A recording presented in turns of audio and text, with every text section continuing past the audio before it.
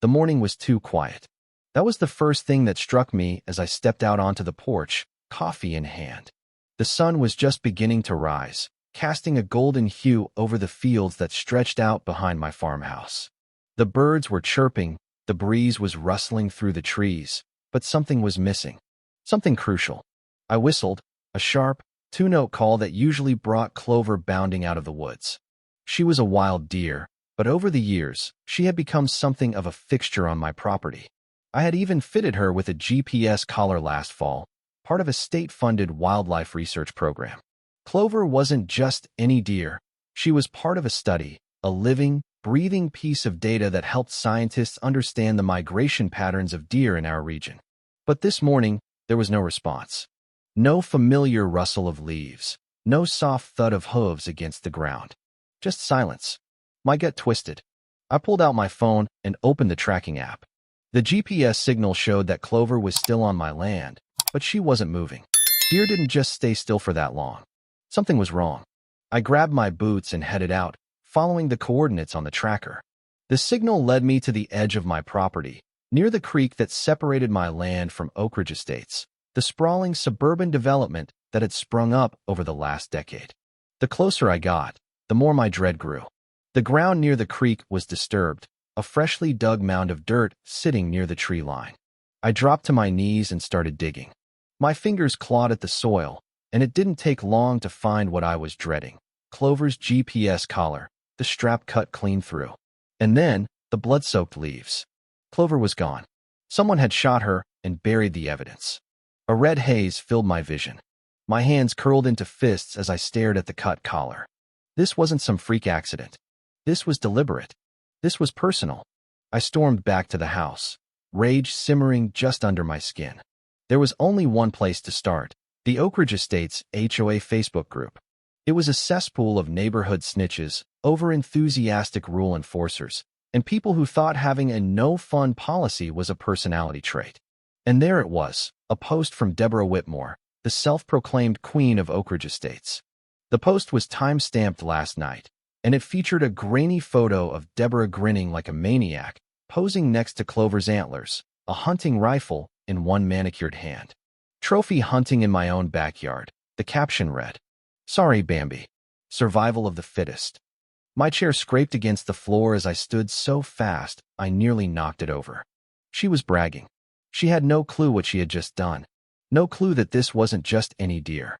No clue that she had just illegally killed a research animal. I cracked my knuckles. It was time for war. I grabbed my keys and made the drive to Oakridge Estates. The neighborhood was pristine, soulless, and filled with the kind of people who cared more about the height of their grass than the lives of the animals that lived around them. The HOA clubhouse was hosting one of their routine morning meetings, where residents gathered to hear Deborah dictate her latest unnecessary rules. I pushed open the doors, and all conversation stopped. The room was filled with retirees in pastel-colored sweaters and middle-aged homeowners who lived for passive-aggressive complaints about lawn height. And at the center of it all, in her self-appointed throne, sat Deborah Whitmore. Her blonde bob was perfectly in place, her nails gleaming, her expression smug. I didn't waste time. I walked straight to the front, pulled out Clover's GPS collar, and tossed it onto the table in front of her. "Explain this," I said, my voice sharp as a blade. Deborah blinked, then looked at the collar like it was a used tissue someone had thrown at her. She wrinkled her nose. "I have no idea what that is." I leaned in. "That's the tracking collar from the deer you shot. The one you buried in my woods. The one that was part of a state wildlife conservation program." Murmurs rippled through the room. Even the die-hard HOA loyalists shifted uncomfortably. Deborah, however, merely sighed, adjusting her sweater. "Oh, please. It was a deer. They're practically pests. If anything, I did you a favor." "A favor?" I snapped. "You poached a protected animal. That deer had a GPS tracker on it. Do you even understand what that means? The state is going to see exactly where she was last before she died. And guess whose backyard that is?" Deborah's smirk faltered for the briefest second. "The state isn't going to do anything," she said, crossing her arms. "It was on my property, and I don't see a problem with hunting a nuisance." A slow grin spread across my face. "Well, let's test that theory, shall we?" I pulled out my phone and, with a single tap, sent the GPS data directly to the local game warden. I just sent everything over. I'd love to see you explain yourself when they come knocking. Deborah's face paled just slightly before she forced a laugh. You're being ridiculous. It's not like I shot someone's pet dog. She was more than just a deer, I said, my jaw clenched.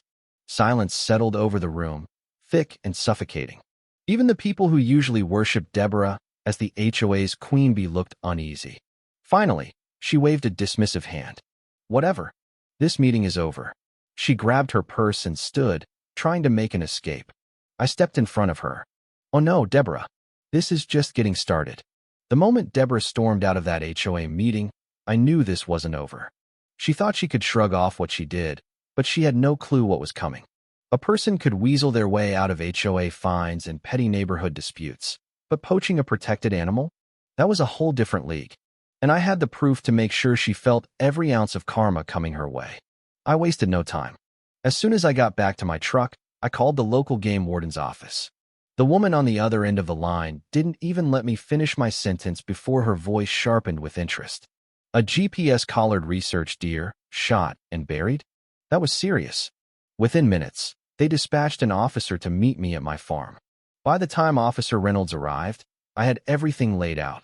The GPS tracking data, screenshots of Deborah's ridiculous Facebook post, even pictures of the fresh burial site where I found Clover's collar. He examined everything carefully, nodding as he swiped through the evidence on my phone. This is bad, Reynolds muttered. Real bad. Yeah, tell me something I don't know, I said, crossing my arms. She didn't just hunt outside of season. This is a research animal. That's felony territory. I could have kissed the man. Instead, I grinned and leaned against my truck. So what's next? Please tell me it involves Deborah regretting every life decision she's ever made. Reynolds sighed and shook his head. Well, first, we'll have to conduct an official investigation. I'll need to get a warrant to search her property for the remains. I didn't love the sound of that. A warrant meant waiting, and waiting meant time for Deborah to do what she did best, squirm her way out of trouble. Any way to fast-track this? I asked. Reynolds gave me a pointed look. Unless she confesses or does something stupid to tip us off, we have to follow the legal steps. Deborah doing something stupid wasn't out of the question. In fact, it was almost guaranteed. I didn't have to wait long for Deborah to start digging her own grave. Less than an hour after I left the HOA meeting, she was already in damage control mode, spinning a web of excuses on the Oakridge Estates Facebook page. According to her new version of events, she had no idea the deer was special. She claimed it was aggressive, that it had been charging at neighborhood pets and children, forcing her to take action for the safety of the community. I snorted so hard reading that post, I nearly choked on my coffee. Clover aggressive? That deer was about as intimidating as a golden retriever with a head cold. If anyone in the neighborhood had ever seen her, they knew Deborah was lying through her veneers. But Deborah had power, and power made people stupidly loyal.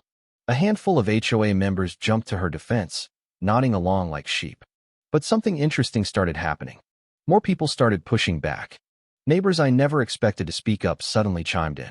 People were digging into Deborah's past, pointing out all the times she had lied, manipulated, or outright bullied people into getting her way.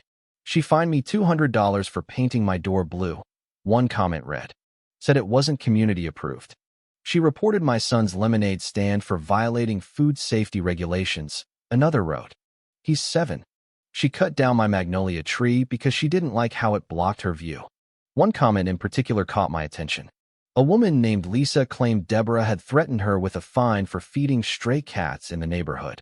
She told me if I wanted to live with animals, I should buy a farm like that hick outside the HOA, Lisa wrote. Well. Looked like Deborah had more enemies than she thought. The next morning, I was woken up by the sound of a truck pulling into my driveway. I pulled on my boots and stepped outside, expecting Reynolds again. Instead, it was a news van. A short woman with a determined look and a microphone stepped out, her eyes bright with the hunger of someone who smelled scandal. Jack Landry, she asked. I nodded slowly. Who's asking? Jenna Carter, Channel 5 News.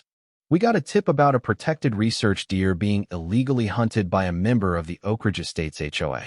Would you care to comment? I let out a slow whistle. Someone had sent the media after Deborah, and I had a very strong suspicion about who. I led Jenna and her crew to the spot where I had found Clover's remains. I walked them through everything: her tracking data, the conservation program, and, of course, Deborah's now infamous Facebook post. By the time we finished, Jenna looked like Christmas had come early. "This is huge," she said, shaking her head. "A protected animal, an HOA president abusing power, and social media evidence. This story writes itself." "Make sure you spell my name right," I said with a smirk, "because this is just getting started." Sure enough, by noon, the story had gone live. Deborah's smug face was plastered on the news, right next to an image of Clover in the wild, looking peaceful and innocent. The contrast was damning. Deborah, of course, reacted exactly how I expected. She doubled down. She went live on Facebook, ranting about rural lunatics and overblown media hysteria. She called me a liar, claimed I was harassing her, and insisted she was the real victim. It was the worst possible move she could have made. The wildlife conservation community caught wind of her nonsense and unleashed hell. People flooded her social media with outrage. Conservationists, animal lovers, and legal experts all chimed in, pointing out every law she had broken. Then the best part happened. The state's Department of Wildlife Enforcement issued an official statement, confirming they had launched an investigation. Deborah was spiraling, and she knew it. That night, just as I was enjoying a well-earned beer on my porch, I got a text from an unknown number. It was a screenshot of an email from the Oakridge Estates HOA board, informing residents that an emergency vote was being called to remove Deborah as president. Below the screenshot, a single message was typed. "Thought you might want to see this. Consider it a thank you." I didn't recognize the number, but I didn't have to. Deborah had ruled Oakridge Estates with an iron fist for years, but now, even her most loyal followers were jumping ship. She was done. The next morning, I woke up to find a city inspector parked outside my barn. The guy barely made eye contact as he handed me a notice stating that my property was being investigated for multiple zoning violations. Apparently, Deborah had reported me for illegal farming activities and unauthorized animal enclosures. The irony was laughable. My farm had been here long before Oakridge Estates even existed. If anyone was violating zoning laws, it was the HOA that had built their cookie-cutter houses too close to agricultural land. I sighed and leaned against the fence, watching the inspector awkwardly shuffle through paperwork. "Look, I know who sent you," I said, "and I know this is all nonsense. You want to waste your time, be my guest. Just make sure to spell my name right on the report." The guy muttered something about just doing his job before driving off. I shook my head, already pulling out my phone. If Deborah wanted to play dirty, I had no problem getting my hands in the mud. By lunchtime, another bombshell hit. The HOA board announced that Deborah was being suspended as president, pending further review. It wasn't a full removal yet, but it was clear they were trying to distance themselves from the scandal. Without her position, Deborah had no real power left. The walls were closing in. That afternoon, I decided to pay her a visit. Not at her house. I had no interest in setting foot on her perfectly manicured lawn. Instead, I waited until she left to run one of her errands and intercepted her in the grocery store parking lot. She saw me before I could even say a word. Her face twisted into something between rage and desperation, and she practically hissed at me as she shoved a shopping cart between us. "You need to stop harassing me," she snapped. "This is bordering on obsession." I crossed my arms and raised an eyebrow. "You buried a protected deer in my woods and then reported my farm for fake violations. You really want to talk about obsession?" Deborah scoffed, tossing a carton of overpriced organic milk into her cart. "I don't know what you're talking about." I pulled out my phone and held it up. "Oh, I think you do. See, the game warden's office just confirmed that you're refusing to cooperate. And from what I hear, they're not taking that lightly. Something about felony charges." She flinched. It was brief, but I saw it, a crack in her armor. "You have no proof," she said through gritted teeth. I grinned. "Oh, but I do. GPS data, screenshots, witness statements, and let's not forget your little social media post bragging about your trophy hunt." I leaned in slightly. "You can either hand over what's left of the deer and take whatever slap on the wrist they're willing to give you, or you can keep digging yourself into a hole you'll never get out of." Her hands clenched around the cart handle. For a second, I thought she might start screaming. Instead, She let out a shaky breath and turned away. "Get out of my face," she muttered. I took that as a victory and walked off, leaving her to stew in her own mess. The next day, things got even worse for Deborah. News broke that the Department of Wildlife Enforcement had officially obtained a warrant to search her property. The HOA board, realizing they had been backing a sinking ship, issued a statement formally removing her as president. Suddenly, all those people who had feared her wrath were coming forward with their own horror stories. It turned out Deborah had been skimming HOA funds for years, using fines and fees to pad her own lifestyle. Once the authorities started digging, they found even more dirt: tax fraud, misuse of HOA funds, even a shady deal where she sold off community property for personal profit. Deborah wasn't just losing her reputation, she was about to lose everything. The day the wildlife officers arrived to search her backyard, I made sure I was there to watch. She stood on her front porch, arms crossed, jaw clenched so tight it looked like it might snap. A few of her former allies were watching from a distance, whispering among themselves, pretending like they hadn't spent years defending her. When the officers started digging, it didn't take long to find what they were looking for: the remains of the deer. Deborah lost it. She started screaming at the officers, at me, at anyone within earshot. She called it harassment, a setup, a conspiracy. She threatened to sue, but none of it mattered. The evidence was undeniable. She was arrested on the spot.